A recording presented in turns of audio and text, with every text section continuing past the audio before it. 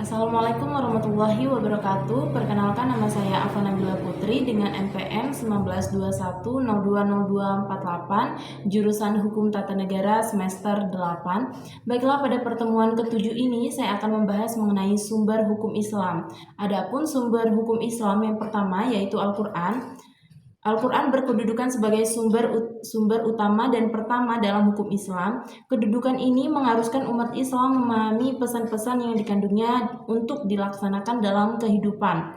Hal tersebut juga diperlukan sebagai upaya untuk mengatur perilaku manusia, baik yang berhubungan dengan manusia ataupun makhluk lainnya secara horizontal. Dengan demikian pula, seluruh persoalan yang berkaitan dengan hukum meski dicari jawabannya terlebih dahulu dari petunjuk yang terkandung di dalam Al-Qur'an.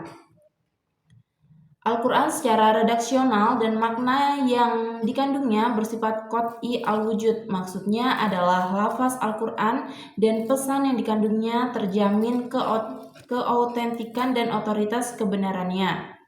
Kemudian sumber hukum Islam yang kedua yakni ada Al-Sunnah. Pada uraian sebelumnya telah dijelaskan bahwa Al-Quran merupakan sumber utama yang paling utama dari hukum Islam yang bersifat global yang membutuhkan penjelasan secara operasional. Kemudian Nabi Muhammad SAW sebagai penyampai ajaran Al-Quran diberi otoritas oleh Tuhan untuk menjelaskan lebih lanjut apa yang telah diwahyukan kepadanya.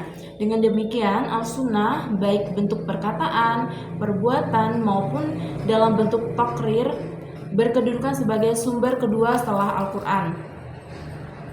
Kedudukan Al-Sunnah sebagaimana disebutkan di atas berdasarkan argumentasi bahwa secara normatif ditemukan ayat Al-Quran yang menyeluruh untuk taat kepada Rasulullah SAW. Ketaatan kepada Rasul sering berkaitan dengan ketaatan kepada Allah Subhanahu Wa Taala, seperti yang ditemukan pada surat An-Nisa ayat 13.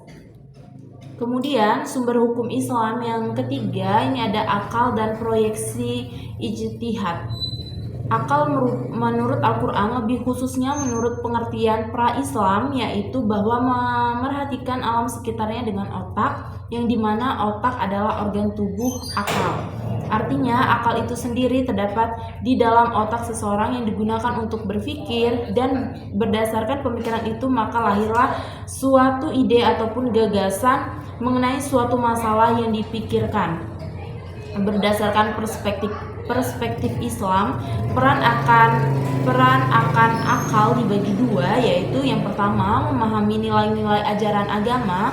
Apabila ada doktrin yang kurang jelas, akal akan merumuskan pelaksanaannya. Kemudian perspektif Islam yang kedua yakni akal bertugas memilih dan menyeleksi doktrin agama.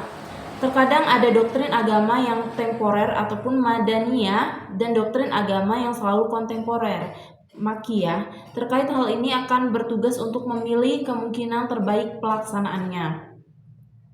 Kemudian ada proyeksi ijtihad. Ijtihad menurut bahasa berarti usaha yang keras dan bersungguh-sungguh. Sedangkan pengertiannya dari segi istilah ijtihad adalah berusaha menetapkan hukum terhadap masalah yang belum ada ketetapan hukumnya dalam Al-Quran dan hadis, yang dilakukan dengan secara cermat dan pikiran yang murni serta berpedoman pada aturan penetapan hukum yang benar.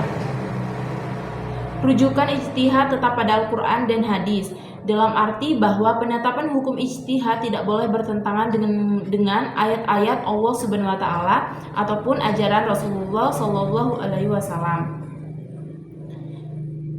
Orang-orang yang berijtihad disebut mujtahid. Antara mujtahid yang satu dengan mujtahid lainnya menetapkan perkara yang belum ada ketentuan hukumnya dalam Al-Quran mungkin akan berbeda dalam memberikan penetapan hukum.